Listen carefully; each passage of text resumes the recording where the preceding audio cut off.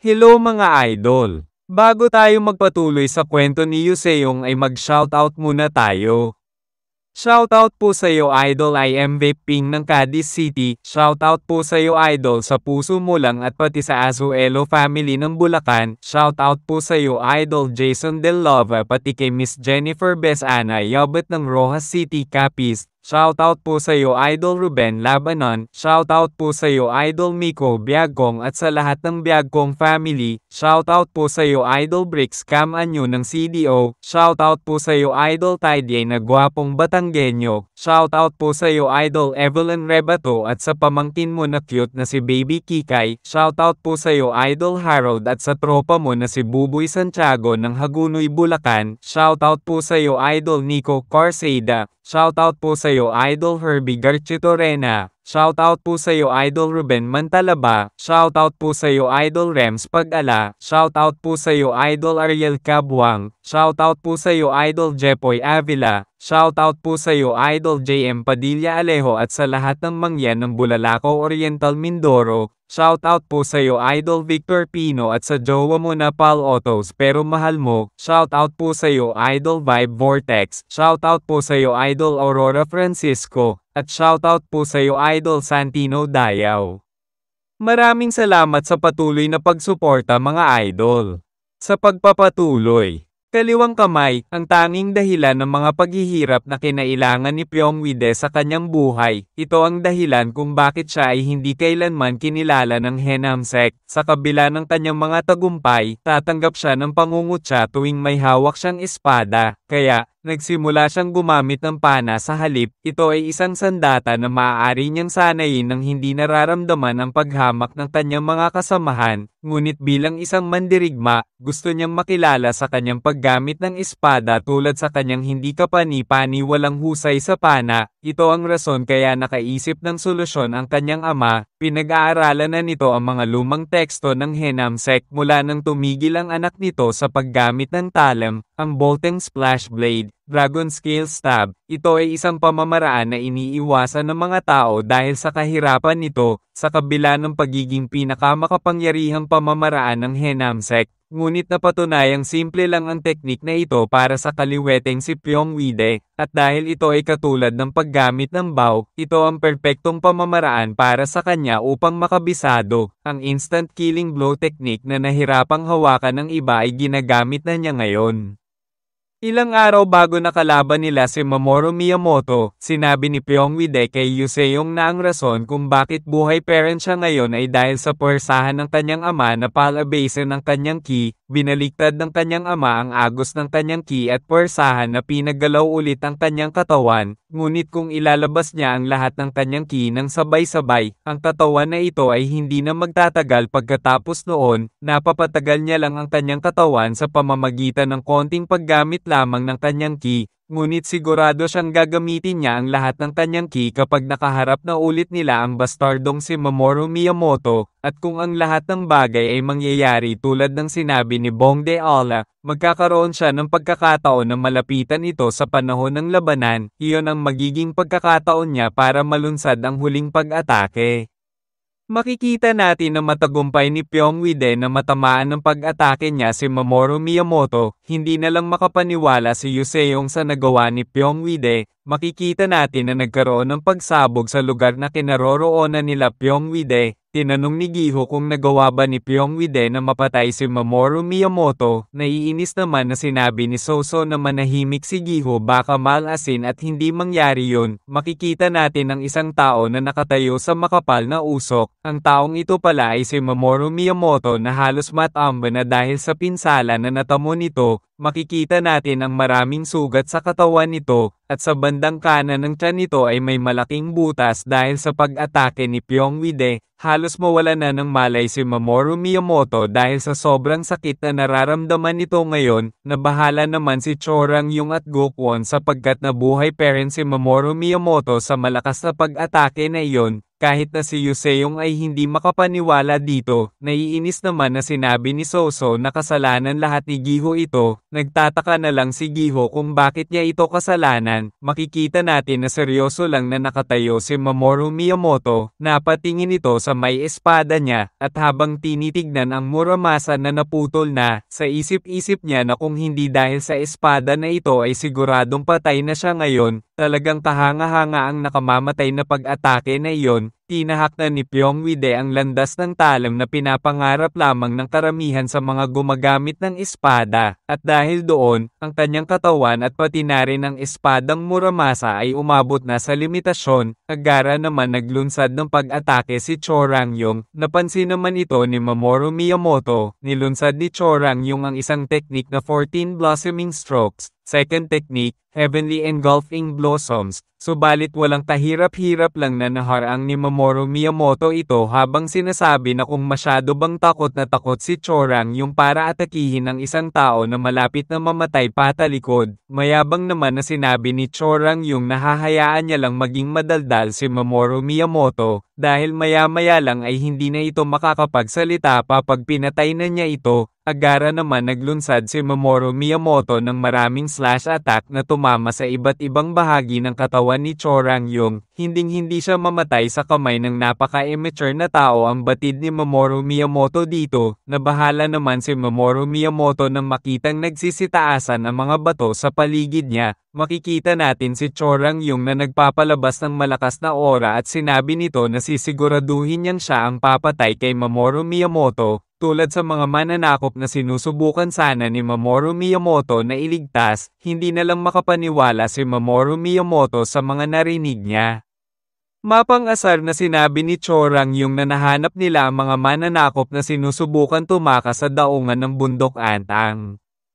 Hindi na lang makapaniwala si Giho at Soso sa narinig nila. Ayon pa kay Cho Rangyong na busy ang mga mananakop na ito na magnakaw ng maraming barko na nasa malapit at ang iba pa ay sinusubukan na gumawa ng bagong mga barko, na bahala na lang ang ating bida na marinig ito. Maangas na sinabi ni Cho Rangyong na hindi niya hahayaan na makaalis ng buhay ang lahat ng mga mananakop sa lugar na ito. Hahanapin nila ang lahat ng ito at isa-isahin niyang papatayin ang mga ito. Hindi na lang nagustuhan ni Mamoru Miyamoto ang mga narinig niya dito. Tinanong naman ni Yuseong si Gokwon na kung ano ba ang mga pinagsasabi ni Cho Rangyong, anong mga barko ito. Ayon naman kay Gokwon na natagpuan nila ang iba pang puwersa ng mananakop sa bundok ng Antang. Ang kalabanin ng 10,000 mananakop na sila lang ay mahihirapan sila, kaya ang ginawa na lang nila ay pinatay nila ang mga mananakop na nasa daungan at sinunog nila ang lahat ng barko na nandoon. Bagaman, mayroon pa ring natitira sa kanila, subalit hindi na natapos pa ni Gokwon ang sasabihin niya nang sigawan siya ni Yuseong habang sinasabi na katangahan ang mga ginawa nila. Hindi papalagpasin ng mga mananakop ang mga ginawa ng mga ito. Kung inisip man lang ba muna nila Gokwon kung ano ang pwede mangyari sa katangahan na ginawa nila, agara naman sinindihan ni Yuseong ang talisman para mabalan sila Admiral Song. Kailangan nila mapadala ang mga sundalo para pigilan ang papasugod na nanggagalaiti ng mga mananakop dahil kung hindi, ang buong Zhejiang ay magtatapos sa isang ilog ng apoy.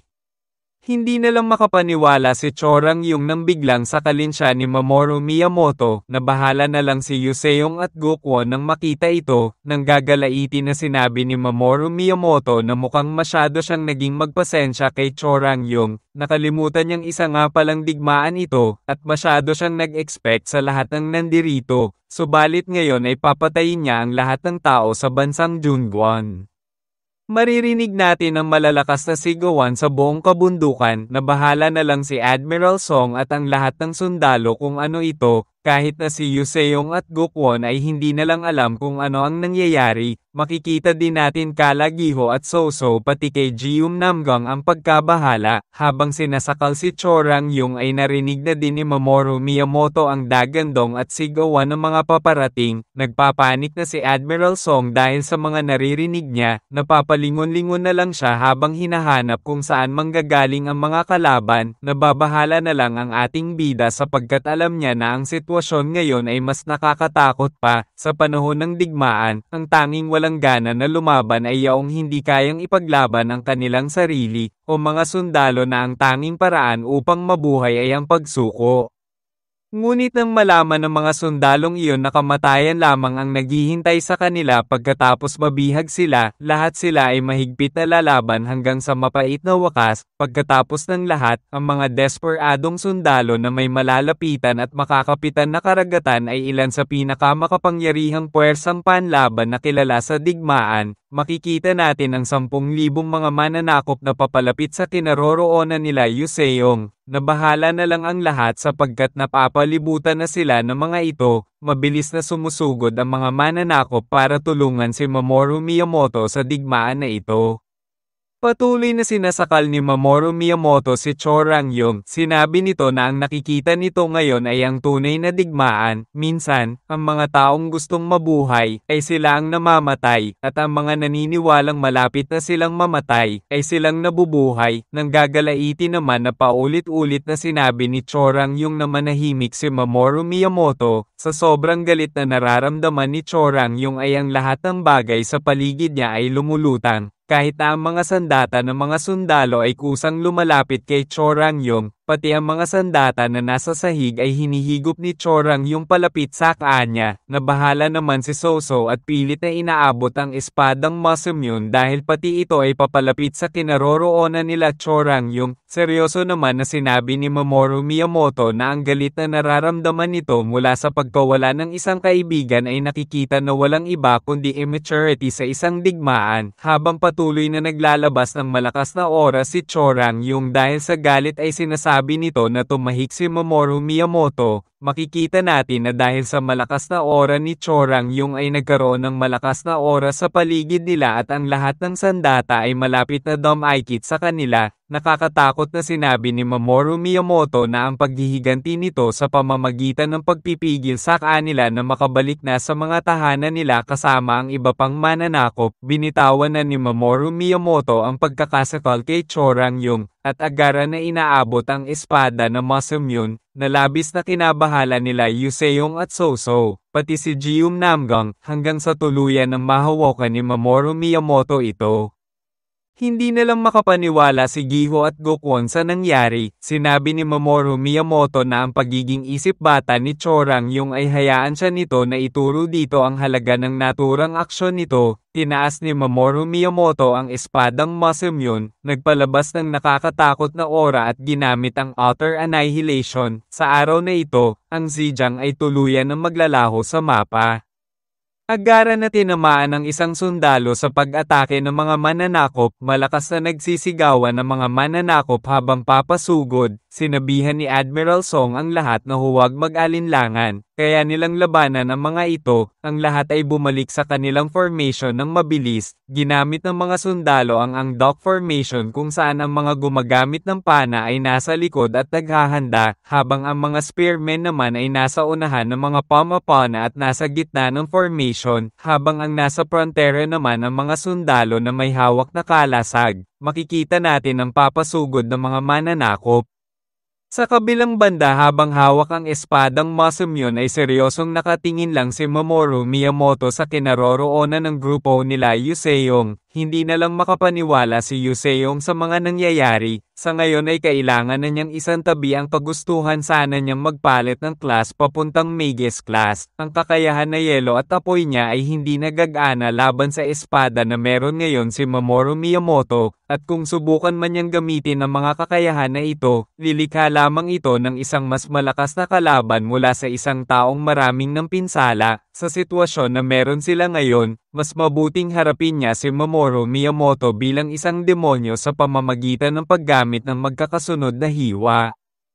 Ang isang bagay na gumugulo sa isip niya ngayon, si Mamoru Miyamoto ay pumunta sa lugar na ito ng mag-isa. Ginusto niyang pabalaykan na ang lahat ng mga mananakop pabalik sa tahanan ng mga ito kasama ang kanilang mga pamilya. Nakakainis para sa kanya ay ang taong kinakamuhian nila ay magiging katulad ni Master Honjin, at ang mabangis na katapatan ng mga mananakop na ito kay Mamoru Miyamoto ay eksaktong kapareho ng sa kanyang nakaraang buhay nang sinubukan nilang tulungan din si Master Hanji noon, samantalang, ang mga pangunahing salarin na nagsimula sa walang kabuluhan na digmaang ito ay patay na o wala mismo dito, at ang mga taong naiwan ay ang nagbabayad nito ng kanilang buhay. Maging ang mga mananakop na ito na karapat-dapat sa kamatayan para sa kanilang pandarambong at iba pang masasamang gawain, sigurado din siyang marami ang nahila palayo sa kanilang mga pamilya at napilitang pumasok sa digmaang ito, kaparehas sa kinabibilangan niyang residual troops na umatake sa demonic cult dahil sa utos ng Monk of Empty Love. Ito ang kinahihinatnan ng walang kwentang digmaan na ito, isang lugar kung saan ang mabuti at masama ay pinapadanak ang dugo ng isa't isa at nauwi sa baluktot.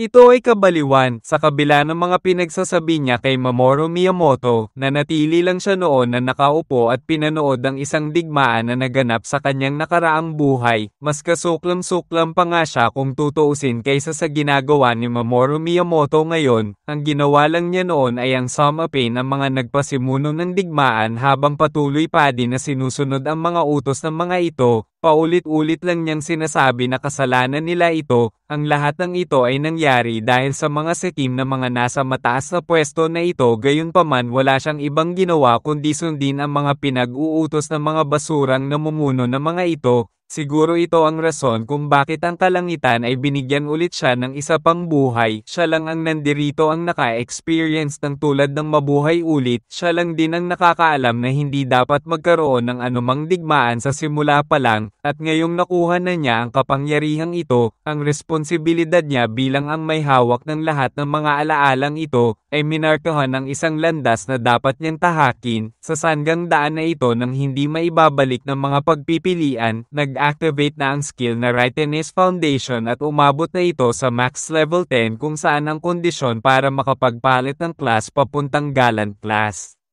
Sa kabilang banda, sa isip-isip ni Gihon na kahit na ang isang Geum Namgang ay nahihirapan din, naiinis na lang siyang sa nangyayari, kung hindi lang sana naputol ang isang kamay niya, malaki sana ang matutulong niya sa nangyayaring labanan ngayon. Nagagalit na sinabi ni Chorang yung napapahirapan niya si Mamoru Miyamoto, wala sa mga ito ang hahayaan niyang makaalis ng buhay sa lugar na ito. Subalit agara na dinakma ni Mamoru Miyamoto ang pagmumuka nito, naiinis na pinapatahimik ni Mamoru Miyamoto si Chorang Yung, hanggang sa nginudngod niya ito sa lupa, at patuloy na hinihila habang ang pagmumuka nito ay nakadikit sa sahig. Sinabi ni Mamoru Miyamoto na sisirain niya ang buong sidyang at puputulan ang ilong ni Chorang Yung at ang mga kaibigan nito bago niya ito ilibing ng buhay.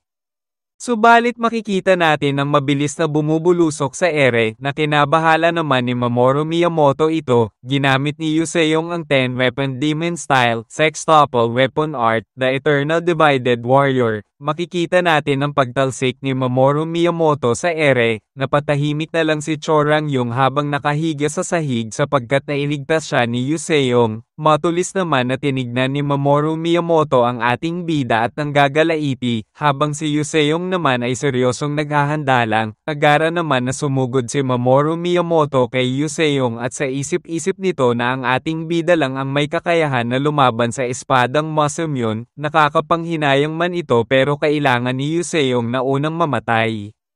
Sumugod na rin si Yuseong papunta kay Mamoru Miyamoto, at ginamit nito ang 10-weapon demon style, quadruple weapon art first technique, rising snake downward tiger, kung saan makikita natin ang malalaking ahas at tigre na papalapit kay Mamoru Miyamoto, na kinagulat at kinabahala naman ito, malakas na nagkaroon ng pagsabog dahil sa pag-atake ni Yuseong. Subalit nagawa naman ni Mamoru Miyamoto na maiwasan ang malakas na pag-atake na ito sa huling segundo, at habang umaatras ay napagtanto niyang kakaiba na ngayon si Yuseong hindi tulad ng umpisa, hindi na lang niya mapaliwanag ang nararamdaman niyang aura kay Yuseong. Samantalang makikita natin ang ating bida na may mga lumalabas ng kulay blue at green na aura, at ginamit nito ang Dual Mind Technique Awakening, 10-weapon demon, Galant Azura, kung saan ay makikita natin na may malaking hugis ng tao na puno ng malalakas na aura na may maraming kamay at hawak na sandata. Seryosong nakatingin lang ang ating bida kay Mamoru Miyamoto habang naghahanda para umatake.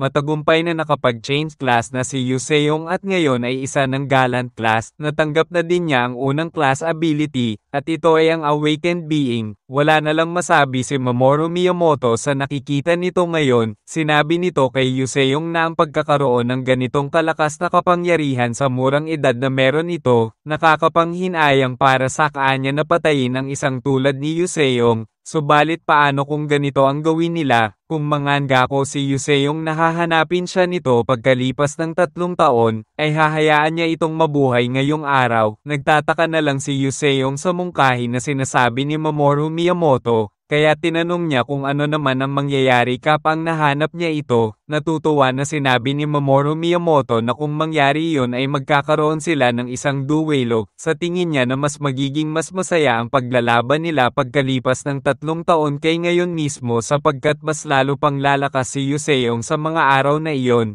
Kaya mas maigi na tumabi na si Yuseong at huwag nang makialam dito. Napapabuntong hininga na lang si Yuseong habang nakangiti na sinasabi na mukhang hindi mapigilan ni Mamoru Miyamoto ang sarili nito sa kagustuhan nito na makipaglaban. Ano naman ang balak gawin ni Mamoru Miyamoto kapag pumayag siya sa kagustuhan nito? Hihiwin at papatayin niya ba ang lahat ng tao na nandirito maliban sa kanya? Sinang-ayon na naman ito ni Mamoru Miyamoto sapagkat para sa kanya ay si Yuseong lang ang nag-iisang may halaga na nandirito ngayon, kaya mas maigi na gumilid na si Yuseong at huwag nang haarang pa sa kanya. Kung hindi, papatayin na lang din niya ito kasama ng iba. Ayon naman sa ating bida na kung nagpapatawa ba si Mamoru Miyamoto, ang isang katulad ni Mamoru Miyamoto na tinuturuan si Chorang yung patungkol sa pagiging isip bata nito, ang lupain na ito at ang mga tao dito ang lahat ng ito ay mahalaga para sa kanya. Kaya mas maigi na tapusin na nila ang laban na ito dito mismo at ngayon mismo. Napapangiti na lang si Mamoru Miyamoto at sa isip-isip nito na palagi na lang si Yuseong ang may huling nasasabi. Sinabi ni Mamoru Miyamoto na kung alam ba nito na hanggang ngayon ay hindi pa niya alam kung ano ang pangalan ni Yuseong, kaya kung maaari ay sabihin sa kanya ang pangalan nito. Ayon naman sa ating bida na ang pangalan niya ay Yuseong Dan. Habang naghahanda na para umatake, sinabi ni Mamoru Miyamoto na ang pangalan na Yuseong Dan ay sisiguraduhin niyang maaalala niya ang pangalan na ito, kung saan ito ang tinuturi niyang pinakamahusay na mandirigma sa lahat ng taga-Junguan.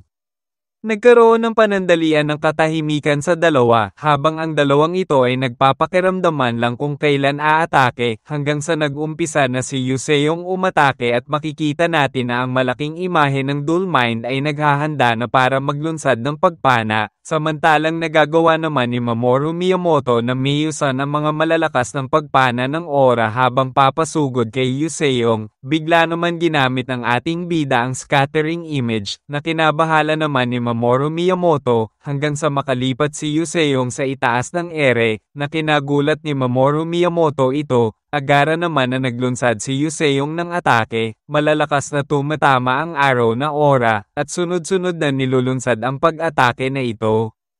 Patuloy lang ni Mamoru Miyamoto na iniiwasan ng nakamamatay na pag-atake ni Yuseong, hanggang sa mabilis na sumugod na si Yuseong kay Mamoru Miyamoto, habang si Mamoru Miyamoto ay papasugod na din at natutuwa ito sa nangyayaring laban habang sa isip-isip nito na ang mga malalakas ay hindi maiiwasang tumawid sa mga talam, parang kapalaran, halos parang desperado na silang malaman kung sino sa kanila ang mas malakas. Ginamit ni Yuseong ang 10-weapon demon style, complete 10-weapon art, 7th technique, Arabid Squirrel Spins 10 wheels, 10-fold wheels of the Mad Shadow Tail. Makikita natin ang malakas na pag-atake na ito, nagawa naman ni Mamoru Miyamoto na maarang ito. Napapasigaw na lang ng malakas si Mamoru Miyamoto habang sinusubukan na talunin si Yuseong. Kahit na ang ating bida ay napapasigaw na rin habang binubuhos ang lahat ng lakas niya, hanggang sa ma-overpower ni Yuseong si Mamoru Miyamoto. at Agara nang umatake ng malakas, kung saan nagkaroon ng malakas na pagsabog sa lugar. Makikita natin si Yuseong na nakatalikod at wala na ang malakas na aura nito, samantalang si Mamoru Miyamoto ay nakatayo lang din, napapangiti na lang ito habang sa isip-isip niya na ang batang Azura na ito ay nagawang matalo siya. Bumulwak ang lahat ng dugo na nanggaling sa pag-atake ni Yuseong, subalit makikita natin sa hitsura ni Mamoru Miyamoto na walang pinagsisisihan kahit pa natalo ito sa laban.